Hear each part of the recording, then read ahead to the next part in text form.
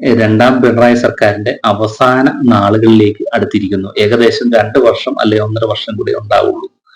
അതിനോടിടയ്ക്ക് അവസാനമായിട്ടെന്നല്ല, തുടർക്കഥയായിട്ട് സാധാരണ ജനങ്ങൾക്ക് പിന്നെയും ഒരു സർപ്രൈസ് അല്ലെങ്കിൽ ഒരു സഹായം കൊടുത്തിരിക്കുകയാണ് ശ്രീമാൻ പിണറായി വിജയൻ. യൂണിറ്റിന് 16 പൈസ കൂട്ടിയിരിക്കുന്നു കറണ്ട് ചാർജിന്. സാധാരണപ്പെട്ടവന്റെ പൈറ്റത്തടിക്കുന്ന ദ്രോഹമായിട്ടുള്ള ജനദ്രോഹ നയങ്ങൾ പിന്നെയും പിണറായി വിജയന്റെ കിരീടത്തിലേക്ക് പൊൻതൂവൽ ചാർത്തിയിരിക്കുന്നു. ഏകദേശം 23 ജലവൈദ്യുതി പദ്ധതികൾ കേരളത്തിൽ ഡെവലപ്പ് ചെയ്യാൻ അവസരമുള്ളപ്പോൾ തന്നെ അധിക ഭാരത്തിൽ അല്ലെങ്കിൽ അധിക പൈസ കൊടുത്ത് വെളിയിൽ നിന്നും അദാനി ഗ്രൂപ്പിലെ അല്ലെങ്കിൽ ബൂഷ്വാ, കമ്മ്യൂണിസ്റ്റ് പാർട്ടിയുടെ ഭാഷയിൽ പറയുകയാണെങ്കിൽ ബൂഷ്വാ പണക്കാരുടെ കയ്യിൽ നിന്നും അധിക ചെലവിൽ ഈ കറണ്ട് വാങ്ങുക, സാധാരണപ്പെട്ട പട്ടിണിക്കാരുടെ കൊടുക്കുക. അതിൽ നിന്നും പിണറായി വിജയനും കൂട്ടുകാരും ഓഫീസിൽ KSEB ഉദ്യോഗസ്ഥരും പൈസ അടിച്ചു മാറ്റുക.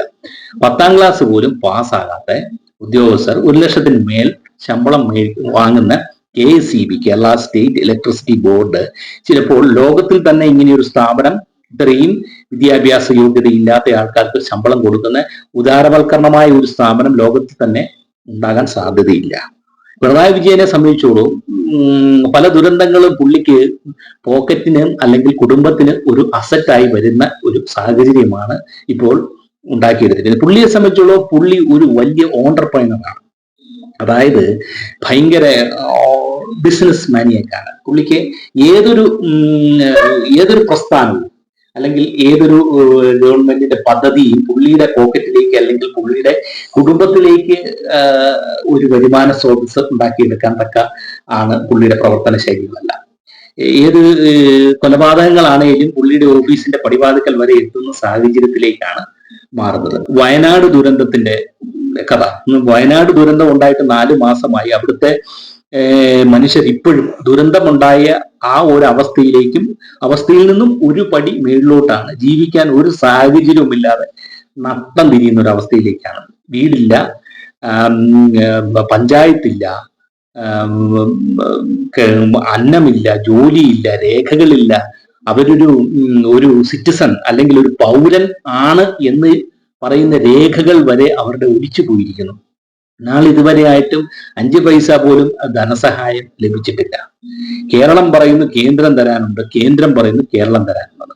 ഇന്നലെ നമ്മുടെ ബഹുമാനപ്പെട്ട ഹൈക്കോടതിയിൽ കേരള സർക്കാർ എന്നെ വിളിപ്പിച്ചിട്ടുണ്ടായിരുന്നു. ഒരു കേസ് ഉണ്ടായിരുന്നു, മറ്റേ വയനാട് ദുരന്ത കേസിന് കേന്ദ്ര ഫണ്ട് കൊടുത്തിട്ടില്ലെന്ന്. അപ്പോൾ പിണറായി വിജയന്റെ കെടുകാര്യസ്ഥതയ്ക്ക് ഒരു പൊന്തൂവൽ കൂടി ചാർത്തുന്ന ഒരു പരാമർശമാണ് ബഹുമാനപ്പെട്ട ഹൈക്കോടതി നടത്തിയിരിക്കുന്നത്. അതായത് സ്റ്റേറ്റ് ഡിസാസ്റ്റർ റെസ്പോൺസ് ഫണ്ട് എന്ന് പറയുന്ന SDRF ഫണ്ടുണ്ട്. SDRF ഫണ്ട് എന്ന് പറയുമ്പോഴത്തേക്കിന് ഈ ഡിസാസ്റ്റർ, അതായത് പ്രകൃതി ദുരന്തങ്ങൾ വരുമ്പോഴത്തേക്കിന് ഉപയോഗിക്കാൻ വേണ്ടി ഓരോ സംസ്ഥാനങ്ങൾക്കും കേന്ദ്രം അനുവദിക്കുന്ന ഒരു ഫണ്ടാണ്. അതിനകത്ത് 75% കേന്ദ്രത്തിന്റെ വിഹിതമാണ്, കേരളത്തിന്റെ ബാക്കി 25%.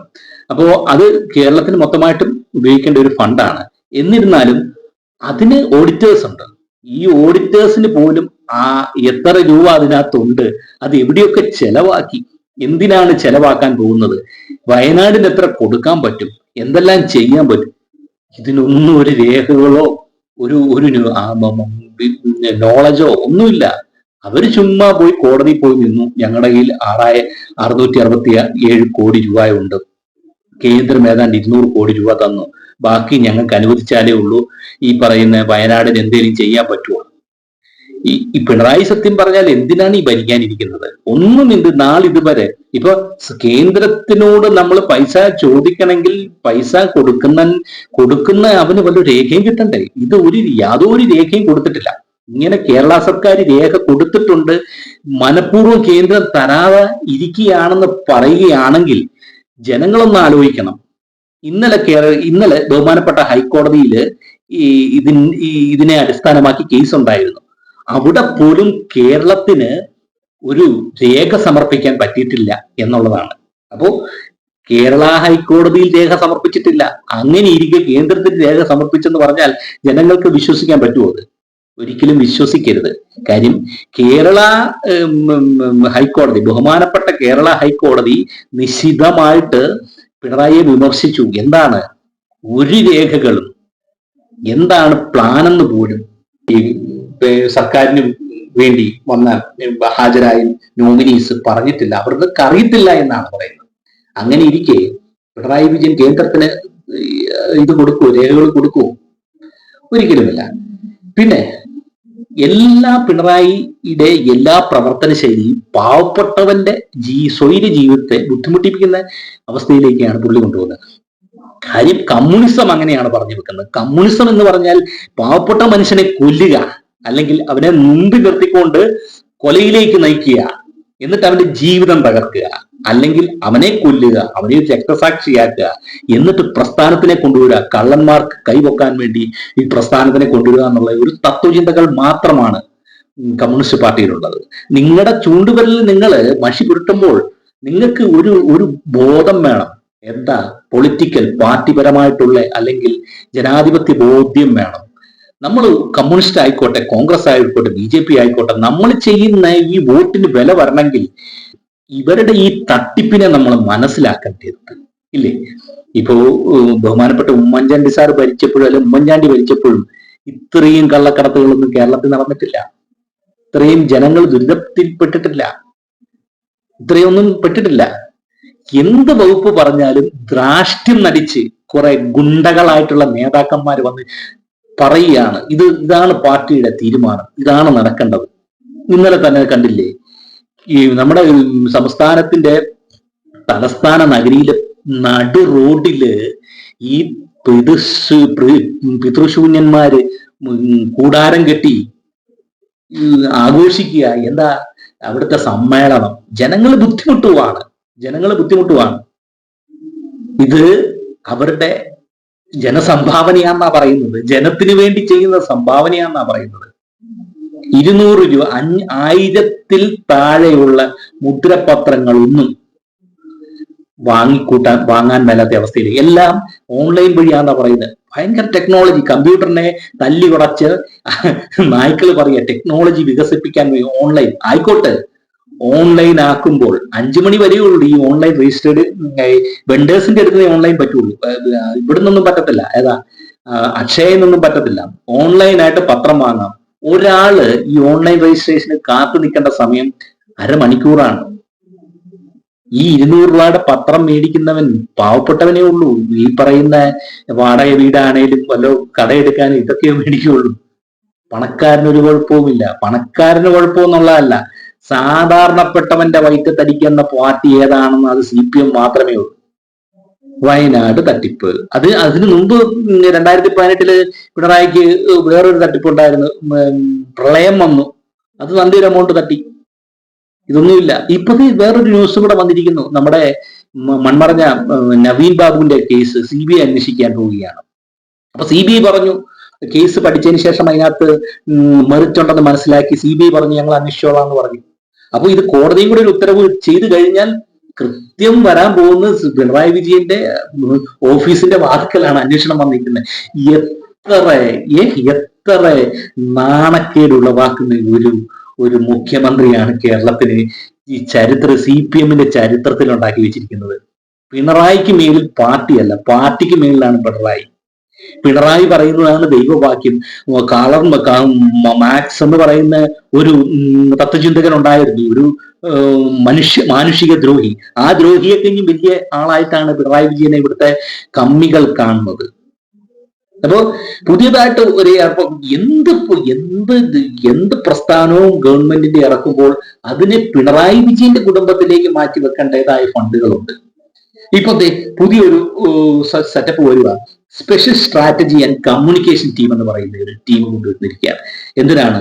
ഇനിയുള്ള പിണറായി വിജയൻ സർക്കാരിന്റെ ജനദ്രോഹ നയങ്ങളെ എങ്ങനെ മോടി വരുത്താം എന്നുള്ള ഒരു special communication strategy developing team. അതിന്റെ ഫണ്ട് എന്ന് പറയുന്നത് ഏതാണ്ട് 10 കോടി രൂപ എങ്ങാണ്ട് അനുവദിച്ചിരിക്കുന്നത്. അത് എവിടുന്ന അനുവദിച്ചിരിക്കുന്നത്? കിഫ്ബി എന്നാണ്. കിഫ്ബി എന്ന് പറഞ്ഞാൽ Kerala infrastructure investment fund board എന്നാണ്.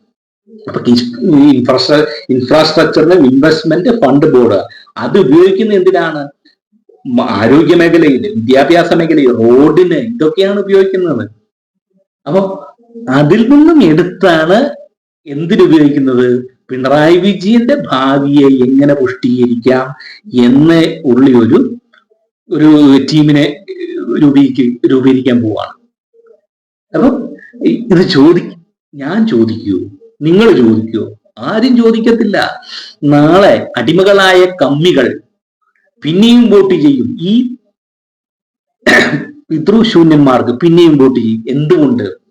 അയ്യോ, അത് പാർട്ടിയുടെ കീഴ്വഴക്കമാന്ന് പറഞ്ഞുകൊണ്ട്. പിന്നെ നിങ്ങൾ തിരുവനന്തപുരം തൊട്ട് ഒരു വേണ്ട, തൃശ്ശൂർ വരെ നിങ്ങൾ വരുക. മെയിൻ ഹൈവേ കൂടിയല്ല, MC റോഡിൽ കൂടെ വരുക. എന്റെ പൊന്ന് ആശാന്മാരെ, ഏതേലും ഒരു സ്ഥലത്ത് ഗട്ടറില്ലാത്ത സ്ഥലമുണ്ടോ? തൃശ്ശൂർ തൊട്ടങ്ങും വയനാട് വരെ ഒരു രീതിയിലും വണ്ടി ഓടിക്കാൻ പറ്റത്തില്ല. ദേശീയ ഹൈവേയുടെ പ്രവർത്തനം അവിടെ നിൽക്കട്ടെ. സംസ്ഥാനത്തെ പാതകൾ എന്തെങ്കിലും നന്നാക്കാൻ റെഡിയാകിട്ടുണ്ടോ? അപ്പൊ അതിനകത്ത് എന്തെങ്കിലും ഡെവലപ്മെന്റ് നടത്തണമെങ്കിൽ അതിന്റെ മന്ത്രി മരുമകനാണ്. മരുമകൻ ഒരു വിഹിതം കിട്ടിയാൽ മാത്രമേ ഉള്ളൂ അവിടെ ഡെവലപ്മെന്റ് ഉണ്ടാവുള്ളൂ, അല്ലെ? പിന്നീട് നമ്മൾ കണ്ടിരിക്കുന്നത് പെൻഷൻ തട്ടിപ്പ്. ഒന്ന് ആലോചിക്കണം. BMW കാർ ഉള്ളവർക്കൊക്കെ പെൻഷൻ കൊടുക്കുക എന്ന് പറഞ്ഞു കഴിഞ്ഞാൽ, അതായത് വാർദ്ധക്യകാല പെൻഷൻ, വിധവ പെൻഷൻ, സാമൂഹ്യ നീതി പെൻഷനൊക്കെ BMW സാധനം, വണ്ടികളും ഓഡിയും ഒക്കെ ഉള്ളവർ മേടിക്കാന്ന് പറഞ്ഞാൽ, എന്റെ കമ്മ്യൂണിസ്റ്റ് സഹോദരന്മാര്, ഇത് എന്തൊരു ഭരണമാണെന്ന് പറഞ്ഞു. ഈ നായ്ക്കൾ എന്നിട്ട് പറയുക ഇത് സാധാരണപ്പെട്ടവന്റെ പാർട്ടിയാണെന്നാ പറയുന്നത്. ഒന്ന് ആലോചിക്കണം, ചിന്തിക്കണം. അവസാനമായിട്ട് KSRTC ഒരു അവസ്ഥ മനസ്സിലാക്കാം. ഒരു വണ്ടിക്ക് ഒരു ഇൻഷുറൻസോ അല്ലെങ്കിൽ അതിന്റെ ഒരു ഗുണനിലവാരമോ ഒരു സേഫ്റ്റി ഒന്നുമില്ല. ഏതേലും വണ്ടി അപകടത്തിൽപ്പെട്ട് കഴിഞ്ഞാൽ എവിടുന്നാണ് ഇത് കിട്ടുന്നത്? കോമ്പൻസേഷൻ കിട്ടുന്നത്? നമുക്കൊന്നും കിട്ടത്തില്ല. നമ്മൾ ചത്തുപോയി കഴിഞ്ഞാൽ ചത്തുപോവാന്നുള്ളേ ഉള്ളൂ. ഗണേഷ് കുമാർ ഘോരം പറയും, അയ്യോ ഒരു ലൈറ്റിനകത്ത് വെട്ടം മാറി വന്ന പറ്റി, വീല് ഇച്ചിരി സ്പീഡിൽ കറങ്ങിയ പറ്റി, സീറ്റിന്റെ തുമ്പത്തൊരു തൂവൽ പറ്റിയിരുന്നാൽ പറ്റി, കളർ മാറിയ പറ്റി, കളർ ഇല്ലേ പറ്റി, ഇതൊക്കെ പറ്റി അടിക്കുന്ന ഗണേഷ് കുമാർ ഈ റോഡൊന്നും ഒരു ചെറിയ രീതിയിലൊന്ന് എവിടെയേലും ഒന്ന് പ്ലാസ്റ്റർ ഒട്ടിക്കാൻ പറ്റുമോ നിങ്ങൾക്ക്? KSRTCക്ക് ഇൻഷുർ വെക്കാൻ പറ്റുമോ നിങ്ങൾക്ക്? ഇതൊക്കെ സാധാരണപ്പെട്ട മനുഷ്യന്റെ തലയിൽ കെട്ടിവെക്കുക എന്നുള്ള വലിയ ഉള്ളൂ പാർട്ടിയെ സംബന്ധിച്ചുള്ളൂ. അപ്പോ കേരളത്തിന്റെ രക്ഷയ്ക്ക് കമ്മ്യൂണിസ്റ്റ് പാർട്ടി നശിക്കുക എന്നുള്ളതാണ് ഏറ്റവും വലിയ മാർഗം.